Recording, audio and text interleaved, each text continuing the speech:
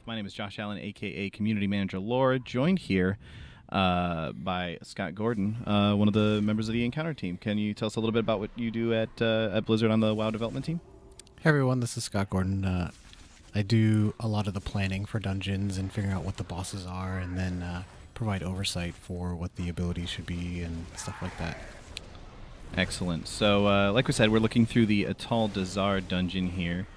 Just looking at a group working their way through the dungeon, obviously occasionally standing in things. That's not ideal. Green stuff is bad in this dungeon. That's something I'm picking up on so far. Yep. So what can you tell us a little bit about what we're going through here right now? Why are there skeletons and stuff around inside this dungeon? Sure. Atal Dazar is actually the resting place of the very first leader of the Zandalari Trolls. It's a very holy place. It's we refer to it as the City of Gold.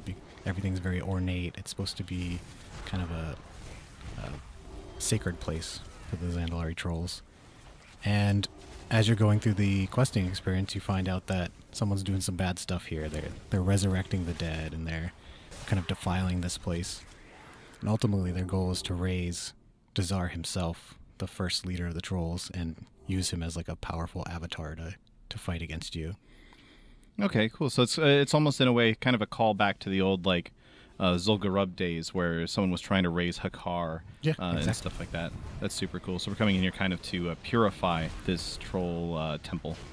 Yeah. So these berserker guys that you see here are actually, they were killed in the questing experience, and they were resurrected by the last boss of this part of the dungeon called Yasma. And they kind of have this decay that falls off of them, and it leaves the area denial on the ground that players have to avoid. Yeah, don't stand in the green stuff appears to be the order of business for this section of things. Yeah. And that guy is obviously knocking a whole lot of green stuff around. Now there's two of them, so excellent. Yep. We'll see how this group is able to handle that, I suppose.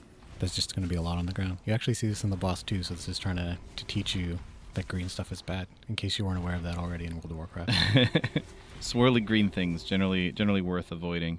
Looks like they managed to get through that fairly well. And now we're on to the first boss. So this is Volkal, correct? Yep. So this is Volkal. You actually encounter him during the questing experience, and he's alive, and you kill him, and then Yasma's taken these little totems on the side there that kind of like are reanimating him and keeping him alive. So you actually can't kill him until those totems are killed. They're constantly healing him back to full every second. Okay, so that's why we're seeing them sort of running around and attacking these totems at the side, is because they actually need to take those out before they can attack him. He certainly seems to be jumping around and throwing a lot of his own green stuff around the room. Yeah, he provides a lot of distraction while you're trying to kill these totems. He like picks a random player and jumps on them and knocks them back and that kind of stuff. He's actually not tanked in that phase. Okay, so he's just sort of running around the entire time. Yeah. Looks like we moved on to a second phase now, and now he's spreading a lot of that sort of green ooze around to not stand in. Yep, so he's, now that we've killed all the totems, he's decaying very rapidly, and this is the mechanic I was talking about during the trash, and you kind of have to use the play space smartly so that you have enough room to actually kill him without having to stand in it. Yeah, it doesn't look like that's really despawning, so kind of a race against the clock to be able to kill him before you run out of space. It's a pretty basic dungeon mechanic that we've seen in a lot of different places, but I mean, this is the first boss of the dungeon. Yeah. So now we're moving on through another area here. Looks like we've got some living trolls now to deal with, as well as, I believe those are skeletons holding, it looks like they are skeletons holding up some shields there. Yeah, so this place, as I mentioned earlier, it's a very sacred place for the trolls, and there's like a group of guardians that were left behind to defend this place. And when Yasma and her leader came through here, they kind of defiled a lot of those things and resurrected them, and they still are kind of charged with defending this place, but we have that undead element to it. And as we progress through the dungeon here, we'll start to see that some of them are actually still alive, and they're trying to keep you out as well to avoid more of this bad stuff happening to the place. And of course, as a troll dungeon, we do have to have some dinosaurs as well as some fears in here. You can see the party getting feared around there for a second, and a bunch of little guys just chomping away at the tank, and occasionally it looks like chomping away at some party members as well. So something to keep track of there. We got a lot of new great models for the dinosaurs, so of course trolls and dinosaurs work together really well, and we wanted to showcase some of those new creatures. Yeah, and thinking about the art for a second, just looking at the architecture we're seeing in the background, this is some really, really impressive stuff, honestly, that the art team has put together. What sort of influence would you say were pulled into creating the art style and the appearance of this dungeon? So this is a very pristine troll area. So we looked at a lot of the older troll like POIs that we had before, like Zolomon and Zul'Gurub, and uh, a lot of those are in ruin. And we kind of said like, well, what do those look like if they weren't in ruin anymore? If they were very ornate and pretty. We think of like Mayan architecture, and we always refer to like El Dorado, the city of gold, kind of thing. That's really cool. Yeah, so it's kind of like previously, like you said, we've always seen things sort of in ruin. Like you think back to even the dungeon in Tanarus, the name of which is escaping me at this moment in time. Zul'Farrak, yes, and how that's just sort of like the sands have swept through and kind of eroded and destroyed everything. And now here we're seeing like, no, this is such a sacred place to the trolls that they've kept it pristine after all these years. Yeah, the trolls are the oldest race on Azeroth, so they have a lot of civilizations that have risen and fallen, and this is one that's kind of still intact. And you'll see a lot of that in the expansion. Awesome. Always up for a little bit more troll lore. Being, of course, a troll myself, even if not necessarily in-game. Definitely a troll IRL. I'm disappointed. So we're clearing through this area here with all these little dinosaurs. And we appear to be heading down some stairs here, going down to a lower section of the dungeon. Yep, so the leader of the trolls that I mentioned earlier, Dazar, he had a mount that he rode into battle. And what better mount than a giant T-Rex? Of course. So that giant T-Rex was Razan, and his remains were left here. And when the corruption swept through this place, he was resurrected. And now we have an undead T-Rex, which is like twice as scary, right? What's more scary than a T-Rex? How about an undead T-Rex with like an actual coffin attached to it? Yeah. The art team did a really great job with this. We said we want an undead T-Rex, like he's like mummified, and they're like, we got you. We don't need any other information. We'll figure this out. And they did a really great job. We've been waiting for you to ask. Yeah, so it looks like he's got, as a T-Rex, obviously he's got a fear. Of course he's going to have a fear. Looks like there's, I'm not seeing any right this second, but looks like, oh, there we go. A couple of them are spawning in. Yeah, a couple of extra little undead, like raptors or something that are sneaking up on the tank. Wow, there's a lot of them sneaking up on the tank right there. Yeah, so this whole kind of bone pit is filled with these little skeletons, or raptor skeletons, and if you ever walk over them or get near them, they resurrect. They've been disturbed, and they start attacking you. Looks like our hunter friend just got eaten by the T-Rex as well. Yeah, so the boss has a bunch of mechanics that kind of try to reinforce that initial idea of there's these bone piles over the place that you don't want to disturb. So he has fears that can push you into them, and he fixates on a person and tries to chase them. Okay, so you're kind of like, you're getting feared and you're trying to stay away from the bone piles normally in case you get feared into them, and you're also, if he fixates on you, you actually need to be running away from him and trying to avoid the bone piles on the ground. Exactly, you have to run the gauntlet and not get eaten. Excellent. So it seems that our group here has sort of got the gist of it at this point. We even see the tank breaking a fear proactively there. Very nicely He's a good done. player. Yeah. He seems to be standing in something there that may have been just a trinket effect or something. I think he actually might have gotten eaten right there. Oh, okay. And there we go. Yeah. So that's the second boss of Atal Dazar. Cool. And now I believe, we're going to go ahead and head up back out of that bone pit area and start moving on to the third boss. And these first three bosses, they can be done in any order, right? There's no set order to them. So we'll see this a little later on, but this first part of the dungeon is choose your own adventure, and then the temple starts to unlock kind of like Indiana Jones style. We had a lot of fun with that idea of like traps and different mechanisms that would activate as you progress through the dungeon. Yeah, sort of like a Temple of Doom sort of a approach of what if there were just a bunch of traps and stuff in here and weird mechanisms to deal with.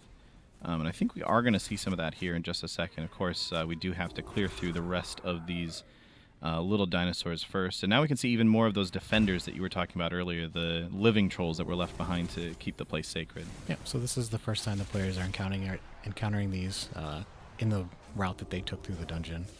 So these are the sacred guard that were left behind to defend the tomb of the first king for all time. And here we get to see some of those traps that I was mentioning, like the temple is defending itself.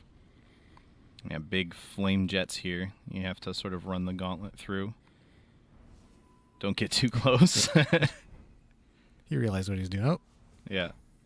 I feel like that's a mistake that you only make once. Walk directly into the fire and then go, maybe not again. so here we are with the third boss in the route that these players took. This is Priestess Alunza, and she's actually uncorrupted and still trying to defend this place. Like right now, she's trying to draw the magical energy out of these pools of gold that are on the side that have been corrupted. And that's her in the back over there. They're fighting a trash pack that's in front of it right now, but she's just sort of waiting in the back there. So as they continue to work through her last guard, then we'll be moving on to fight her. So if she's uncorrupted and guarding this place, why do we need to fight her?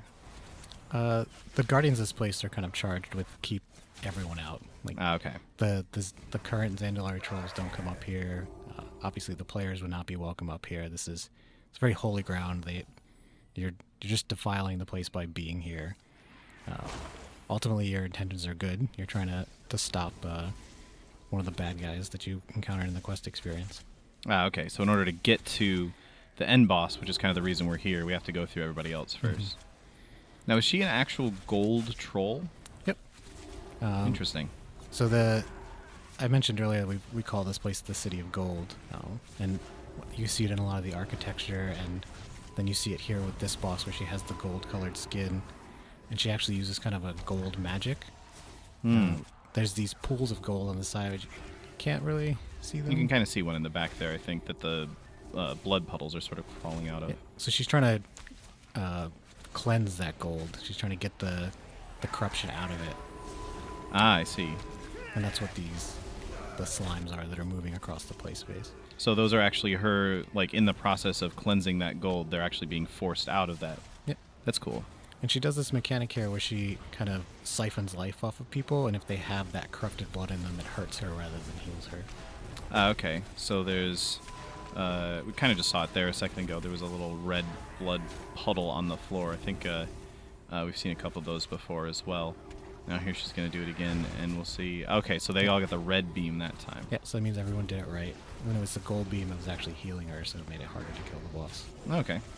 Get the red beam, kill the boss. Seems straightforward enough. And now that we've defeated all the defenders, Head back through the fire and the flames here. This One guy got person left gets left behind. and I think that's their healer too, Yeah, so he was maybe never everybody seen else should again. hold up. so here we are now that we've defeated all of the bosses. We activate one of those mechanics I was talking about where the temple kind of comes to life.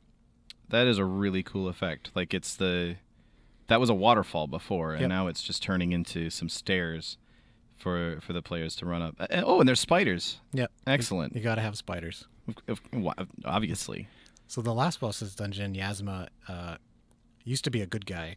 She was part of what's called the Zanchuli Council, and her Loa was the Spider Loa.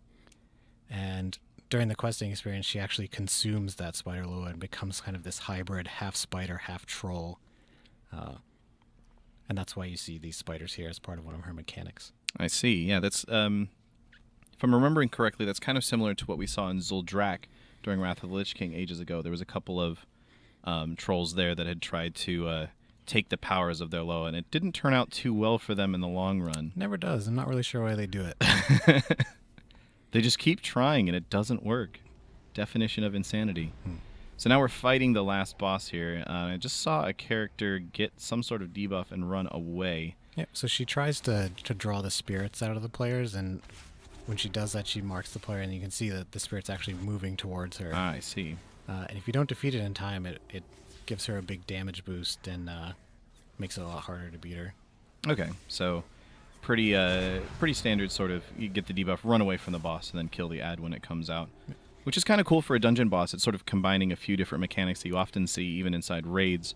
So that's a cool way to sort of teach players. This is how you handle mechanics like this. And the kind of the wrench that gets thrown in this is the little spiders are spawning constantly all over the area, and if you ever step in them, they kind of pop and do a bunch of damage, and they leave the area denial. Okay, so similar to the first boss that we saw, Zulkal, you're going to be slowly running out of space as the fight goes on. Yep. It looks like this group is doing pretty well at dealing with this so far. There are quite a few puddles stacking up at this point. They're running out of space pretty quick. Yeah. Oh, but there we go. They have managed to defeat Yasma at this point.